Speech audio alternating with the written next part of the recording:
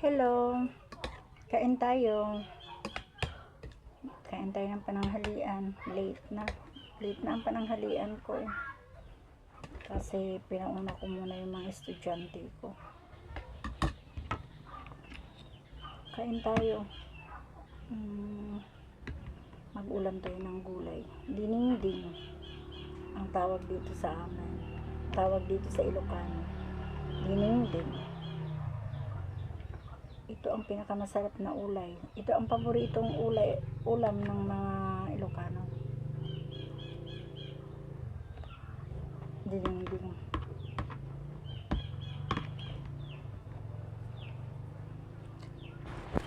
Ito yung ulam ko.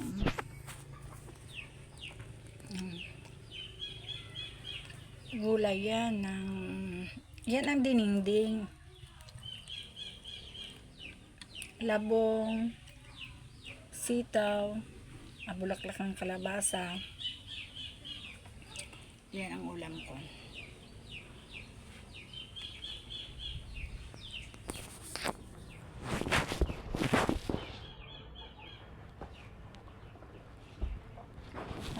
Kasi ako dahil nasa school na ang mga bata, papasok na sila.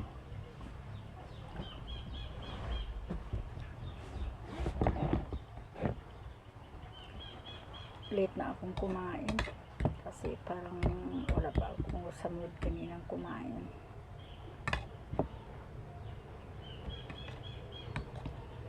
Ang daming langaw magmula nung katatapos ng bagyo.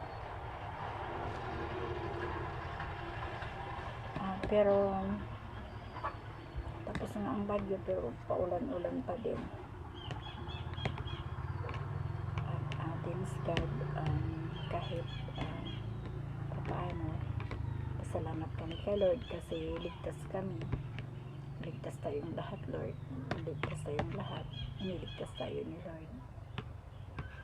Hindi niya tayo pinapabayaan.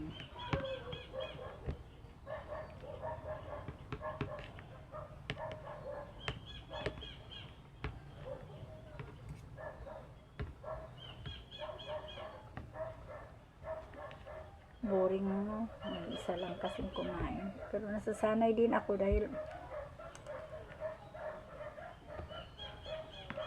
lagi naman ako munang kasamang kumain eh.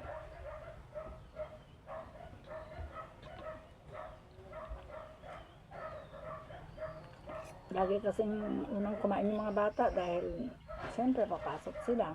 Tapos kapag sa gabi naman kasi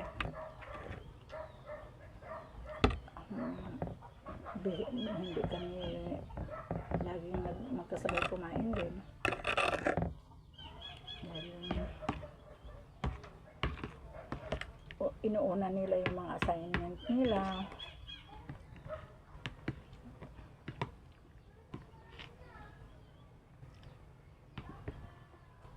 Masarap para sa akin itong ulam namin kasi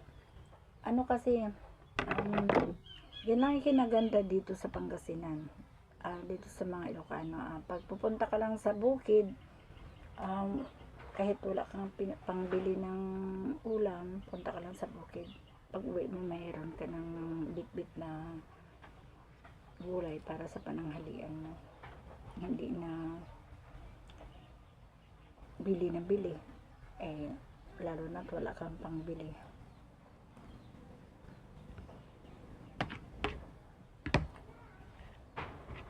Basta masipag ka lang pupunta sa bukid, maghagilap ka ng gulay. Tsaka kapag may magpitas kasi dito ng talong, makakahingi kami. Binibigyan naman kami kahit mahal ang talong. Hindi naman sila madamot. Namimigay naman sila. Basta wag lang pambenta. Ang hingiin mo lang, pang ulam mo lang. Kasi hindi naman sila magbibigay kung pinakamarami, lalo na ang mahal-mahal ng talong. At kami kasi wala naman kaming talong, nakikipitas lang kami. Nakikipitas kung may mag-aya. Pero pag wala, eh di nakikihingi ng gulay.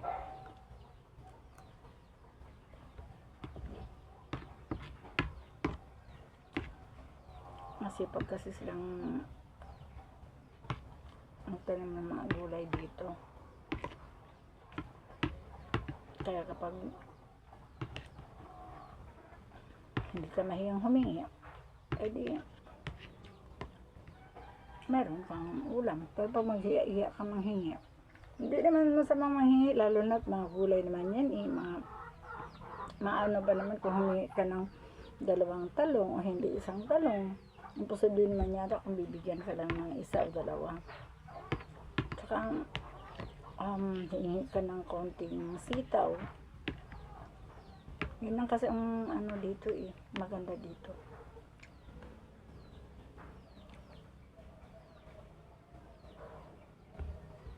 Pag may gulay ka, eh wala kang pangbili ng mga isda-isda dyan, maggulay ka na lang. Bili ka na lang ng kuros. Ewan ko kung anong Tagalog sa kuros. Yung shrimp na dry, na maliliit. Yun, tapos may bagoong ka. Kaya huwag kang magpawala ng bagoong para mayroon kang pangtimpla sa gulay mo. Sa dinding mo.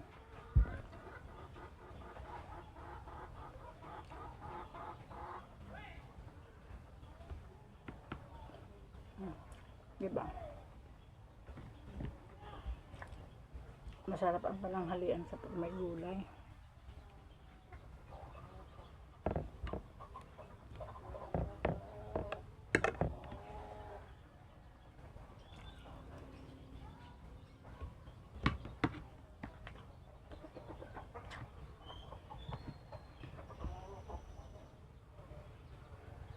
Ibabayin mo.